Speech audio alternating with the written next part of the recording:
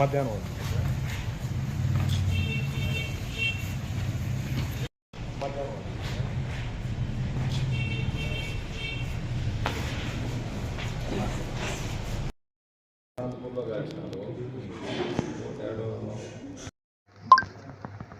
Telugu Desam party అభ్యర్థిగా సురేంద్ర బాబును announce చేసిన తర్వాత ఇక్కడ పరిణామాలు, ఇక్కడ పరిస్థితులు మేము యాజ్ అబ్జర్వర్గా ఇక్కడున్నాయన్ని మా పార్టీ అధిష్టానంలో గారు నివేదించడం జరిగింది.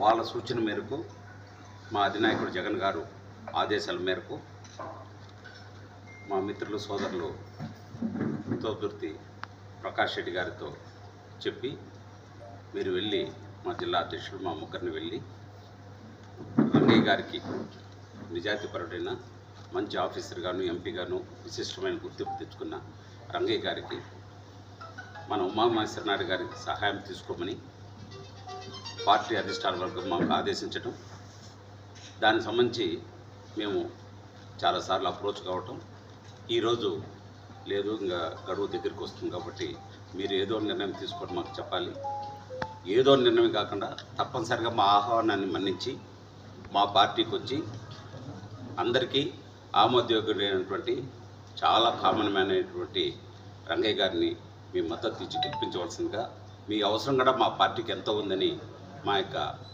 రీజనల్ కోఆర్డినేటర్ గారు శ్రీతులు పెద్దిరెడ్డి రామచంద్రారెడ్డి గారు కూడా ఇంతకుముందు కూడా ఫోన్ చేసి ఉమామహేశ్వర నాయుడు గారిని ఖచ్చితంగా రమ్మని చెప్పి ఫోన్లో కూడా మాట్లాడడం జరిగింది. దాని పరిణామమే మేమందరం కూడా ఇక్కడికి వచ్చి మా నాయకులందరూ కూడా ఉమామహేశ్వర నాయుడు గారిని, అతని వర్గాన్ని, వాళ్ళ కుటుంబ సభ్యులందరినీ కూడా, వాళ్ళ బ్రదర్ గారిని అందరినీ కూడా మా పార్టీకి వెన్నుదన్నుగా ఉండి రాబోయే ఎన్నికల్లో మే 11వ తేదీ జరగబోయే ఎన్నికల్లో రంగయ్య గారి గెలుపుకి ప్రధాన కారకులుగా ముందుండి నడిపించవలసిందిగా మేము రిక్వెస్ట్ చేసుకోవడం జరిగింది. అది మాట్లాడి చెప్తామని చెప్పి మా కుటుంబం గత 40 సంవత్సరాలుగా పార్టీ పుట్టినప్పటి నుంచి ఈ రోజు వరకు తెలుగుదేశం పార్టీలో చాలా నిజాయితీగా, సిన్సియర్గా, సొంత డబ్బులు ఖర్చు పెట్టుకొని, ఆస్తులు పోగొట్టుకొని పార్టీ సిద్ధాంతాలు కట్టుబడి పార్టీ కోసం పనిచేయడం జరిగింది. 2019లో ఎమ్మెల్యే అభ్యర్థిగా చంద్రబాబు నాయుడు గారు ప్రకటించారు. ఆ ఎలక్షన్లో ఫైట్ చేశాను, ఓడిపోయాను. ఆ మరుసటి రోజు నుంచి కూడా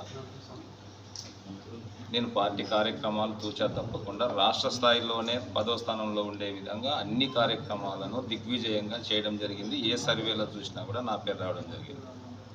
కానీ ఈ నియోజకవర్గంలో ఎమ్మెల్యే టికెట్ ప్రకటించినప్పుడు ఈ నియోజకవర్గంలోనే కాదు, ఎక్కడ కూడా ఈ రాష్ట్రంలోనే జెండా విలువ తెలియకపోకున్నటువంటి వ్యక్తి, జెండా కూడా పట్టుకోకున్నటువంటి వ్యక్తికి తెలుగుదేశం పార్టీ అభ్యర్థిగా టికెట్ ప్రకటించడం జరిగింది. కార్యకర్తలంతా విశ్వాసం చెందినారు. మాకు కూడా ఆశ్చర్యానికి గురయ్యాం. ఏంటి పరిస్థితిని చూస్తే కేవలం టికెట్ తీసుకున్నటువంటి వ్యక్తి డబ్బులు ఇచ్చి కొనుక్కొని వచ్చినారని చెప్పి బాహాటంగా ప్రచారం చేస్తాననేది అందరికీ తెలిసిన అంశం. ఈ సందర్భంలో ఒక ఆశయం కోసం, ఒక పద్ధతి కోసం పనిచేయాలనే ఆలోచనతో తెలుగుదేశం పార్టీలో 40 సంవత్సరాలుగా ఒక ఆశయం కోసం పనిచేయడం జరిగింది. ప్రజా సమస్యలపైన పోరాటం జరిగింది. ఈరోజు ఇటువంటి పరిస్థితుల్లో ఎలా పనిచేయాలి, ఏం చేయాలి, ప్రజా సమస్యలు ఏ విధంగా ముందుకు తీసుకెళ్లాలని ఆలోచన చేస్తున్నటువంటి సందర్భంలో వందల మంది నాతో నడుస్తున్నటువంటి నాయకులు, వేల మంది నా అభిమానులందరికీ ఏం చేయాలని ఆలోచన చేస్తున్నటువంటి సందర్భంలో నేను పనిచేసినటువంటి పార్టీ నాయకులు గుర్తించకపోయినా ముఖ్యమంత్రి వైఎస్ జగన్మోహన్ రెడ్డి గారు గుర్తించి తోపిదుర్తి ప్రకాష్ రెడ్డి అన్న గారు ఎమ్మెల్యే గారిని, పైల నరసింహయ్య అన్న గారిని, ఎంఆర్సి రెడ్డి అన్న గారిని, రంగయ్య అన్న గారిని, ఎంపీ గారిని, వీళ్ళందరినీ పంపించి మన పార్టీలో అతని సేవలు ఉపయోగించుకుందాం, పార్టీలోకి ఆహ్వానించడం చాలా సంతోషించదగ్గ విషయం. ఎందుకంటే పని చేసినటువంటి పార్టీ కాకుండా పోరాటం చేసినటువంటి పార్టీ నాయకుడు నా కష్టాన్ని గుర్తించి ఈరోజు వచ్చి ఆహ్వానించడం చాలా సంతోషంగా ఉంది. ఖచ్చితంగా నాయకులు, కార్యకర్తలందరితోనూ మాట్లాడి ఒక పాజిటివ్గా మంచి నిర్ణయం తీసుకుందామనే ఆలోచనలో ఉన్నాం. అలా అందరి నాయకులు, కార్యకర్తల అభిప్రాయం ప్రకారం త్వరలో నిర్ణయం తీసుకుంటామని చెప్పి వాళ్ళకు కూడా గౌరవంగా ఇంటికి వచ్చారు. అందరూ వాళ్ళందరినీ స్వాగతించి ఎవరైనా ఇంటికి వచ్చిన కాఫీ టీ ఇవన్నీ ఎవరు వచ్చినా మన సంప్రదాయ ప్రకారం రైతు కుటుంబంలో ఉన్నటువంటి వాళ్ళ మామూలే, ఆ ప్రకారం మనం చేశాం. వాళ్ళ ఆహ్వానాన్ని మేము మన్నించి మా పోరాటాన్ని, మా కష్టాన్ని ఆ పార్టీకి ఉపయోగించుకోవాలని ఆలోచన చేస్తున్నటువంటి ముఖ్యమంత్రి వైఎస్ జగన్మోహన్ రెడ్డి గారికి ప్రత్యేకమైనటువంటి కృతజ్ఞతలు, అభివందనలు